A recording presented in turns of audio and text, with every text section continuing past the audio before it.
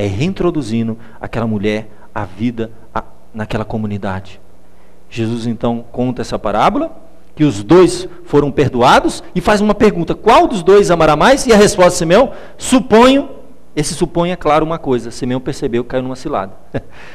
Simão percebeu que não tem mais saída, e ele não ia ter um comportamento agora estranho na frente de todos os outros hóspedes.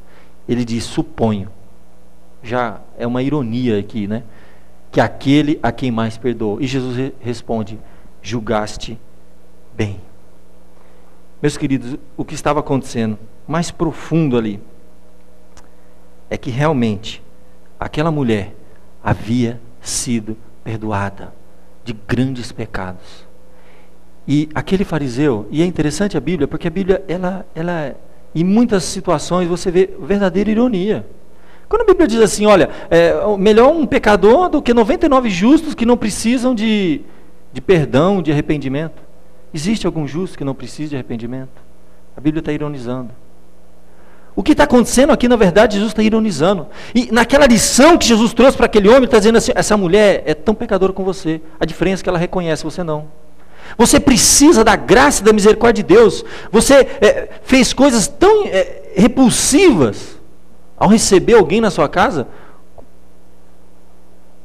A verdade era isso que estava acontecendo.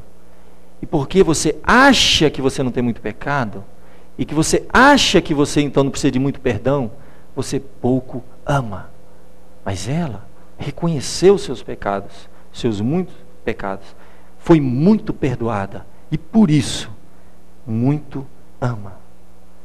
Meus queridos, sem dúvida nenhuma, nós estamos vivendo uma época em que pregar o evangelho genuíno, esse evangelho que a gente vê aqui, esse evangelho que tem esse poder de fazer o que fez com essa mulher, de passar por cima de todas as regras, de todas as coisas, em que o coração é derramado na presença de Deus, em que a resposta, né, a Deus é profunda. É difícil, porque nós vivemos uma época em que as pessoas elas têm que ter algum motivo maior para ir na igreja, algum motivo maior para buscar Deus. Deus entra na vida das pessoas, mas nós vemos esse contraste. E é uma coisa que a gente tem que perguntar: como nós temos recebido Jesus em nossa vida? É uma pergunta que nós temos que fazer sempre. Será que nós estamos recebendo Jesus como esse fariseu? Senhor, o Senhor quer entrar na minha vida? Tudo bem. Você vai ter um cantinho lá, vai ter um espaço, quem sabe quando der. Como anda o nosso tempo, os nossos recursos? Como nós correspondemos a esse amor e a esse perdão de Deus? Esse texto, meus irmãos, ele traz um contraste. Jesus traz uma parábola.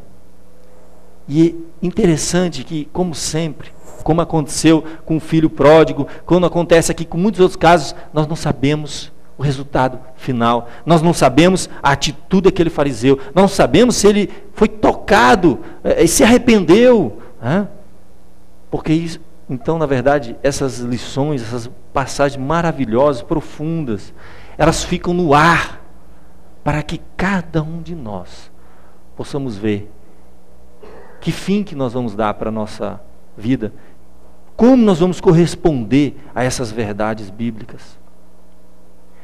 Aqui, meus queridos, primeiramente, Jesus nos convida para uma vida abundante de perdão. Aquela mulher foi publicamente introduzida novamente à vida em comunidade. Jesus validou o seu arrependimento diante de todos. Aí aqui uma coisa que a gente tem que perguntar: como nós temos recebido Jesus em nossa vida? A oportunidade que aquele rabi teve, meus queridos, era o Filho de Deus encarnado entrando na casa dele.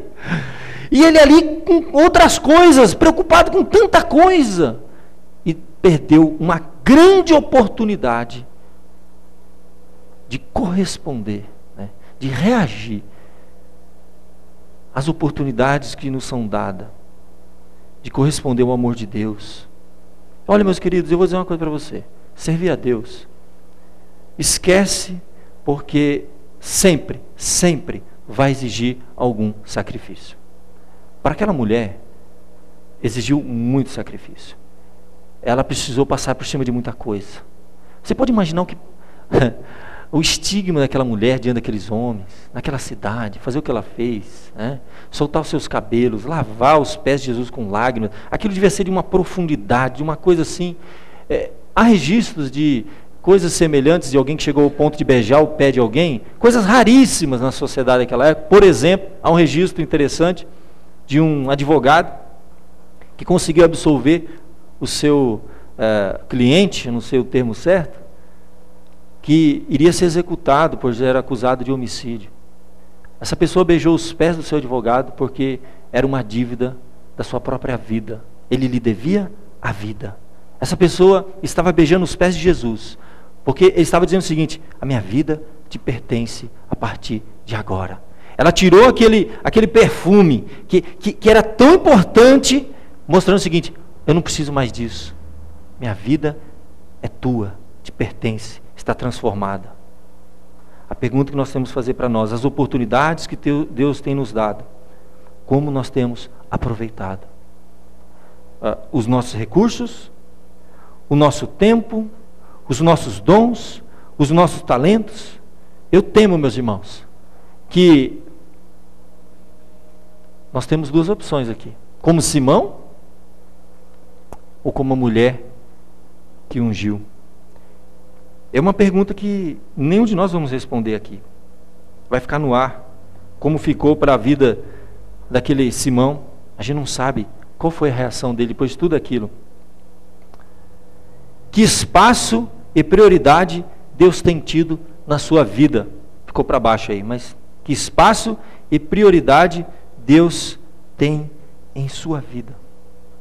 Será que nós estamos mais parecidos com aquele homem, Simão? Os nossos recursos são canalizados para tudo. Se sobrar, quem sabe, vamos ver? Para Deus. O nosso tempo, ele é consumido em tudo. Se sobrar, quem sabe, vamos ver? Para Deus.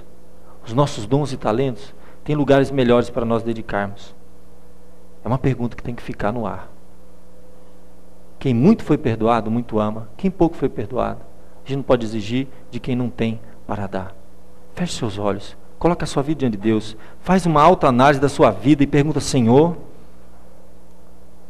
eu tenho dedicado meu tempo, meus recursos, meus dons, meus talentos, como uma gratidão àquilo que Tu já fizeste por mim? Será que realmente o perdão de Deus é real na sua vida? Como foi na vida daquela mulher? Responde para Deus, não para mim, não é para o pastor não. Como anda a sua agenda? Onde Deus está na sua agenda? No seu tempo, seus recursos, seus dons e talentos, a sua vida. Está aos pés de Jesus como esteve para aquela mulher?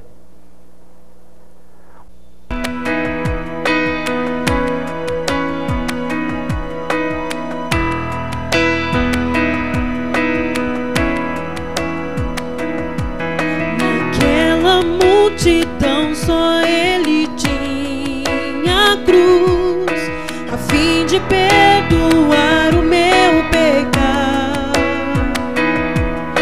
E eu não fui capaz de defender sua dor, sabendo que fez tudo por amor. Que mal terrível sobre si Jesus levou, enorme diferença o mundo fez. Eu lembro seu olhar na minha direção, rogando